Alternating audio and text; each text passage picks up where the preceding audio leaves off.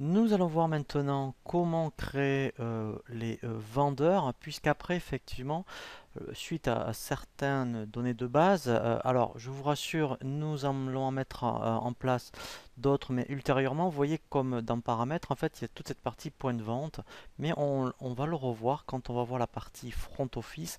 Là, on est vraiment, je dirais, sur la partie back, sur vraiment les données de base. Donc, une fois que alors bien sûr, il faut en avoir besoin qu'on a mis donc tout ce qui est dépôt et emplacement et voilà. Et bien en fait, maintenant, on va commencer à voir un peu comme une GESCOM classique. On va voir donc la création des commerciaux. Alors c'est vrai que comme on est sur du point de vente, on va parler plus de vendeurs peut-être ici. Et après, on verra comment créer, eh bien, alors après, il y a vraiment un ordre, hein. On va voir la création des familles fournisseurs-fournisseurs. On va voir après la création des articles, les familles articles, et on va terminer par les familles et fiches clients, puisque après, effectivement, il faut respecter cet ordre. Pourquoi? Parce que les fournisseurs, on les met dans les fiches articles, et les commerciaux, on les met dans les fiches clients. Donc en fait, ici maintenant, on va dans le menu vente, et dans le menu vente, en fait, on va, vous voyez, on descend, et on va initialiser cette partie-là. Voilà, vous voyez, commerciaux et collaborateurs. On peut au préalable créer ce qu'on appelle, alors il y a des fonctions, donc il y en a déjà quelques-unes, on peut en rajouter, vous voyez, on pourrait très bien rajouter, tiens, je vais le rajouter, vendeur, et après on peut créer des familles. Alors, les familles, en fait, c'est vrai qu'on est sur du point de vente, mais on peut très bien aussi dire, ok, c'est du point de vente, mais comme c'est une copie conforme de d'une gestion commerciale BP classique, eh bien au niveau des familles, vous pouvez créer, alors on peut très bien créer des familles, alors je pense famille vendeur. Donc les familles vendeurs, ça peut très bien être tout ce qui concerne les parties commerciaux au niveau du magasin. Et peut-être qu'après, en fonction de votre activité, hein, parce que vous avez peut-être un magasin et après des commerciaux, je dirais, sur la route, eh bien, on pourrait très bien créer une famille commerciale. Pourquoi pas? Si vous êtes un revendeur informatique, puisque ça s'adresse aussi aux collaborateurs, pourquoi pas avoir une famille technicien? Voilà, etc., etc. Alors, donc là, j'ai fait enregistrer fermé. Voilà. Donc là, je vais revenir à ce qui nous concerne vraiment dans un premier temps, c'est la famille vendeur pour le point de vente. Après, ici, alors, qui peut être une copie conforme par rapport aux commerciaux si les barèmes de commission sont les mêmes. On est dans une famille, je précise. C'est-à-dire que si je l'applique à le barème, alors on retrouve la même chose au niveau des fiches, hein, commerciaux. En fait, on gagne du temps parce que si on crée une famille, on applique un barème à une famille. Dès qu'on applique une famille à une fiche commerciale, eh bien lui il va appliquer directement le barème. Voilà, donc là je fais ajouter. Voilà. Donc alors là je vais mettre commission magasin, pourquoi pas. Voilà. Et ensuite voilà, on dit sur quoi c'est basé. Alors je vais dire, allez, je vais dire chiffre d'affaires encaissé. Au niveau type d'objectif ici, donc, eh bien, pourquoi pas? Alors, si c'est aucun, ben, ça veut dire qu'après on définit un mode de commission et c'est tout le temps. Après, on pourrait même créer les commissions d'ordre général et commissions au trimestre avec un autre barème, vous voyez? Donc voilà. Champ d'application, donc là, eh bien c'est alors pourquoi pas facturer à voir, enfin je vais laisser facture.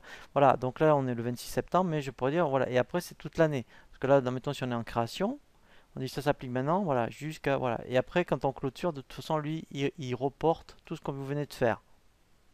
Et après, voilà. Donc ici, on a différentes donc possibilités. Alors, on peut faire des paliers. Application, voilà. Donc là, alors, on dit. Donc, si on veut faire quelque chose de spécifique, on peut dire ça peut s'appliquer que sur en fonction des commissions, hein. Voilà, c'est pour ça que là aussi c'est pareil, il faut mieux y réfléchir avant. Là, je vous présente les possibilités, hein, de ce qu'on peut faire. Voilà, donc après, peut-être que vous avez un système de commission qui est différent en fonction des familles clients. Donc là, et on créerait plusieurs styles de barème. Voilà, donc là, je vais laisser tous les clients sur tous les articles. Donc en fait, définition des paliers, si je fais ajouter, voilà. Donc après, voilà. Alors soit, eh bien, vous voyez, mettons, là c'est un truc tout simple, ça peut être sur quels que soient les articles. Donc à la rigueur, quel que soit le chiffre, vous voyez, là, voilà. Et bien la formule de calcul, ça peut être un pourcentage du chiffre d'affaires tout simplement. Et là, voilà, là je mets 10%. Voilà. Bon, donc ça c'est le plus simple dans le magasin, eh bien, le vendeur, en fait, a 10% sur tout. Mais après, vous voyez, au niveau du palier, on aurait pu faire, mettons, ben, je sais pas, mettons, jusqu'à 1000 euros, par exemple. Le pourcentage, vous voyez, donc, est de, allez, et pourquoi pas, est de 2%. Et de 1000 à 2000, vous voyez, plus de 2000, le chiffre d'affaires, voilà, est de 4%, voilà, etc., etc. Voilà. Et en plus de ce barème, alors, soit je dis que ça s'applique sur tout, soit j'aurais pu dire sur quelque chose de spécifique. Voilà, et là, ça va concerner tous les vendeurs. Parce que je pourrais dire en plus au niveau des commissions, ouais, mais si après, je sais pas, il y a des commerciaux ou vendeurs qui sont spécialisés sur certaines gammes, on dit, ah ben voilà, lui, ça va s'adresser qu'à lui. Vous voyez, donc soit à des commerciaux, soit à une famille. Voilà, donc c'est très très, je dirais, puissant, hein, ce qu'on peut faire, hein, en termes de barème. Donc ce barème-là, donc là, je suis dans les familles. Voilà. Et bien en fait, je vais le retrouver maintenant quand je vais créer, donc là, voilà, quand j'enregistre, je vais créer un vendeur. Donc là, je fais ajouter. Voilà. Donc là, ben, je vais appliquer ma famille, famille vendeur. Voilà. Donc là, il va me rapatrier tout le barème. Voilà. Donc là, ben, je vais créer un vendeur rapide. Voilà. Donc là, alors, ben, il aura la fonction vendeur. Voilà. Ici, voilà. Donc code utilisateur. Alors, pour l'instant, alors ça, on y reviendra puisque effectivement, donc là, je vais mettre ADM. ADM, c'est-à-dire qu'il aurait droit à tout. Voilà.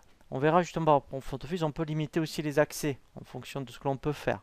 Et après, voilà, donc là je pourrais très bien affecter, donc là je suis dans un magasin, enfin je n'ai pas à faire, mais si je crée un commercial, voilà, je pourrais très bien affecter un secteur géographique. Il m'a affecté donc le barème que j'avais mis en place. Après, on pourrait très bien, en plus ici, lui mettre des horaires. Donc ça peut être intéressant. Effectivement, si vous avez plusieurs vendeurs, eh bien dire, ah ben lui, mettons, eh bien, il travaille le lundi, vous voyez, le mercredi et le vendredi. Et on peut mettre après des horaires spécifiques. Donc après, on peut, parce que ça, après, ça se déverse sur la paye.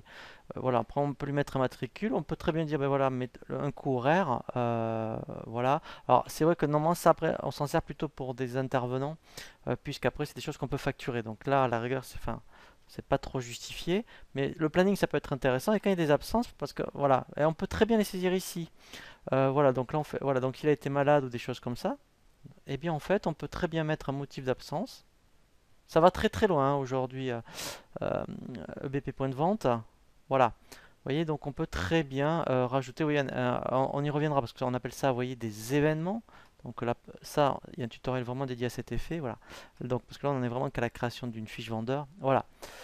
Voilà, donc hein, moi, je vous invite à créer donc une famille de vendeurs, comme ça, au moins quand vous appliquez un barème de commission, ben, il va s'appliquer directement ici. Voilà. Donc après, effectivement, une fois qu'on a bien créé donc les commerciaux ou les techniciens et formateurs, hein, en fonction de ce que vous faites, nous allons voir maintenant effectivement bien comment créer donc tout ce qui va concerner les familles fournisseurs et fiches fournisseurs.